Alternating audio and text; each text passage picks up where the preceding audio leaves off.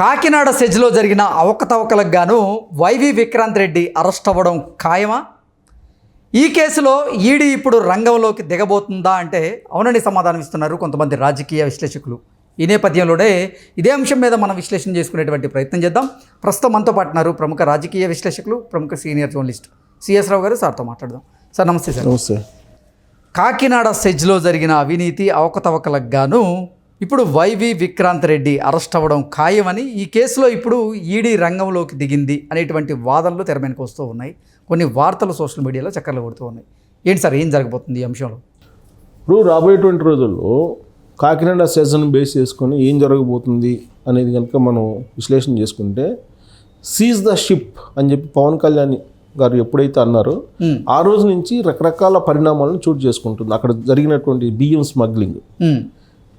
ఇప్పుడు తాజాగా ఏంటి, అసలు కాకినాడ సెజ్జు, కాకినాడ సీపోర్టు వీటికి సంబంధించినటువంటి కబ్జా ఎలా జరిగింది అనే దాని మీద స్మగ్లింగ్ కన్నా కూడా ఎక్కువగా ఫోకస్ అయింది.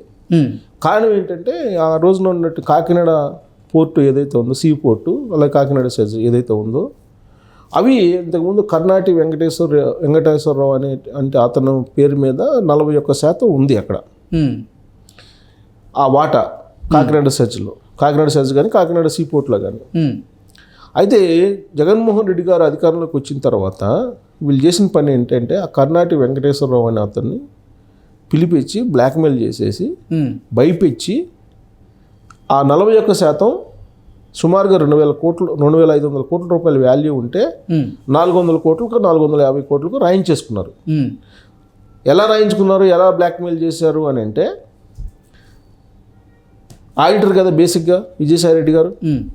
సో ఎలా చేయాలి అనేది ఆయనకి తెలుసు. ఆడు కాకినాడ సీపోర్ట్లో కానీ కాకినాడ సెజ్లో కానీ అవకతవకలు జరిగాయని చెప్పి ఎంక్వైరీకి వేశారు ఆ రోజు ఉన్నటువంటి జగన్మోహన్ రెడ్డి గారి ప్రభుత్వం. ఎంక్వైరీకి వేస్తే శరత్ అండ్ సంతానం అనేటువంటి ఒక ఆడిట్ కంపెనీకి చెన్నైలో ఇచ్చారు దీన్ని. ఇస్తే వాళ్ళు ఏం చేశారు, మీరు ఫైన్ అనేది దాదాపు 2,000 కోట్లు కట్టాలి అని చెప్పేసి వాళ్ళు లెక్క తేల్చారు. లెక్క తెలిసిన తర్వాత ఈ 2,000 కోట్లు మనం కట్టేదానికన్నా ఈ పోర్ట్ అమ్ముకోవడం మేలు కదా షేరు అనేటువంటి ఒపీనియన్కి తీసుకొచ్చారు దొంగ లెక్కలు వేయించి.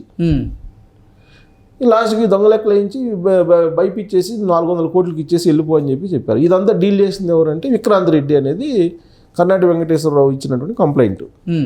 ఈ విక్రాంత్ రెడ్డి ఎవరి దగ్గరికి తీసుకెళ్లారు, జగన్మోహన్ రెడ్డి గారి దగ్గరికి తీసుకెళ్ళాడు.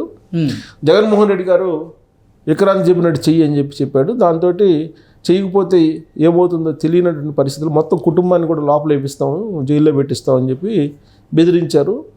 దాంతో భయపడిపోయి నేను షేర్లు రాయించానని చెప్పి కర్ణాటక వెంకటేశ్వరరావు ఇచ్చినటువంటి కంప్లైంట్. సేమ్ జత్వానీ కేసులో ఏం జరిగింది, జత్వానీ కేసులోనేమో ఆ జిందాలకు సంబంధించినటువంటి వాళ్ళు ఎవరు ఉన్నారు వాళ్ళని తప్పించడానికి చేసినటువంటి కార్యక్రమం అది. దాంట్లో 3 IPSలు ఇరుక్కున్నారు, ఇప్పుడు సస్పెన్షన్లో ఉన్నారు, అది నడుస్తుంది.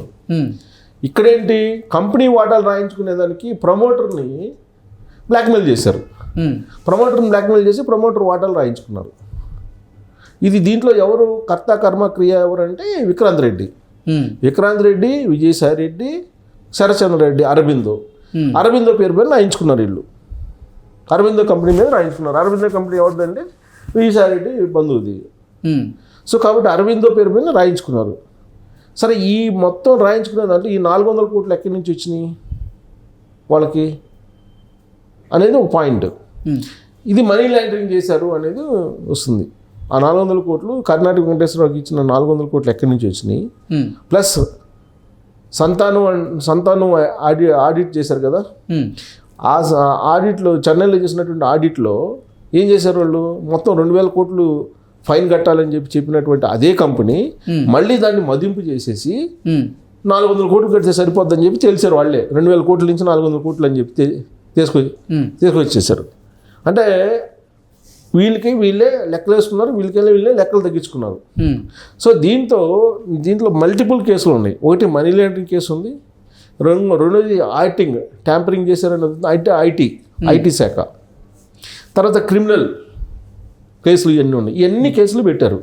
ఎన్ని కేసులు పెట్టింది ఎవరు, ఆంధ్రప్రదేశ్ సిఐడి ఎంక్వైరీ చేస్తుంది. ఎంక్వైరీ చేస్తున్నటువంటి క్రమంలో ఈడీ ఎంటర్ అయింది.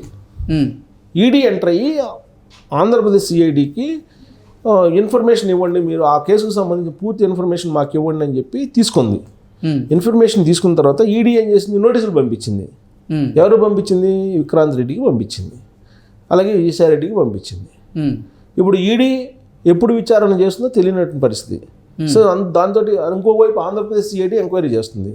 దీంతో అజ్ఞాతంలోకి విక్రాంత్ రెడ్డి వెళ్ళిపోయాడు. ఎవరు ఈ విక్రాంత్ రెడ్డి? వైవి సుబ్బారెడ్డి కుమారుడు.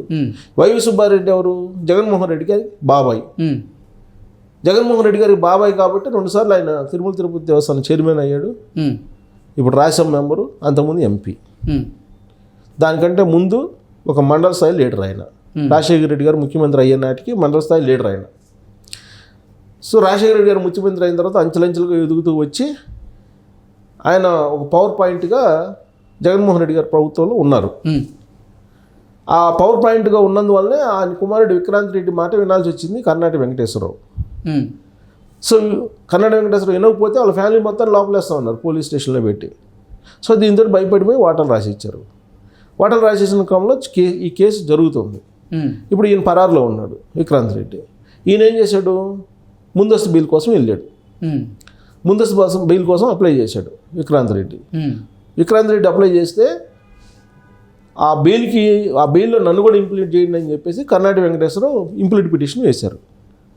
ఇంప్లీట్ పిటిషన్ ఎందుకు వేశారు? మీరు ఒకవేళ విక్రాంత్ రెడ్డికి కనుక బెయిల్ ఇస్తే ఆయన నన్ను మళ్ళీ బ్లాక్మెయిల్ చేసే అవకాశం ఉంది, నన్ను బెదిరించే అవకాశం ఉంది, నాకు ప్రాణహాని కూడా ఉంది వీళ్ళ నుంచి. కాబట్టి మీరు ముందస్తు బెయిల్ ఇవ్వద్దు, ఆయన్ని సిఐడి విచారించాలి. నా దగ్గర నుంచి వాటాలు రాయించేసుకున్నాడు. ఆ రోజు నన్ను జగన్మోహన్ రెడ్డి గారి దగ్గరికి తీసుకెళ్ళి నిల్చోబెట్టి భయపించాడు. అంతకుముందు విజయసాయి రెడ్డి తోటి హైదరాబాద్లో కనిపించాడు. ఈ జరిగినటువంటి పరిణామం అంతా ఇలా ఉంది కాబట్టి ఆ రోజు బ్లాక్మెయిల్ చేసి భయపించారు. ఇప్పుడు కనుక మీరు ముందస్తు బెయిల్ ఇస్తే ఈ కేసులో మళ్ళీ నన్ను భయపిస్తాడు, నువ్వు ఎందుకు కంప్లైంట్ చేసావు అని చెప్పి, కాబట్టి నా వాటాలు నాకు ఇప్పించండి అని చెప్పి ఆయన పిటిషన్ ఇంప్లీట్ అయ్యాడు. ఇప్పుడు కనుక ముందస్తు బెయిల్ ఇవ్వకపోతే కోర్టు ఈడీనో సిఐడినో అరెస్ట్ చేసే అవకాశం ఉంది విక్రాంత్ రెడ్డిని. ఓకే. సో ఇది ఈ కేసుకు సంబంధించినటువంటి అప్డేటు. సో రేపమ్మాపు విక్రాంత్ రెడ్డి తిహార్ జైలుకి వెళ్ళడం ఖాయం ఈడీ ఎంటర్ అయితే. ఓకే. ఒకవేళ సిఐడి దగ్గర నుంచి ఇన్ఫర్మేషన్ మొత్తం తీసుకుంది. సిఐడి దగ్గర ఇన్ఫర్మేషన్ మొత్తం తీసుకుందంటే ఈడీ సీరియస్గా ఉన్నట్టే. పైగా చంద్రబాబు నాయుడు గారు ఢిల్లీ వెళ్తున్నారు. బియ్యం స్మగ్లింగ్ గురించి ఖచ్చితంగా ఈ ఢిల్లీ బీజేపీ పెద్దలతో మాట్లాడే అవకాశం ఉంది. దాని మీద కనుక సీరియస్ యాక్షన్ తీసుకోండి అని చెప్పి కనుక కేంద్ర ప్రభుత్వం సిగ్నల్ ఇచ్చేస్తే చంద్రబాబు నాయుడు గారికి ఇమీడియట్గా ఈడీ ఎంటర్ అయ్యి విక్రాంత్ రెడ్డిని తీసుకెళ్ళి తిహార్ జైల్లో వేసే అవకాశాలు క్లియర్గా కనపడుతున్నాయి. Okay sir, thank you so much. Thank you.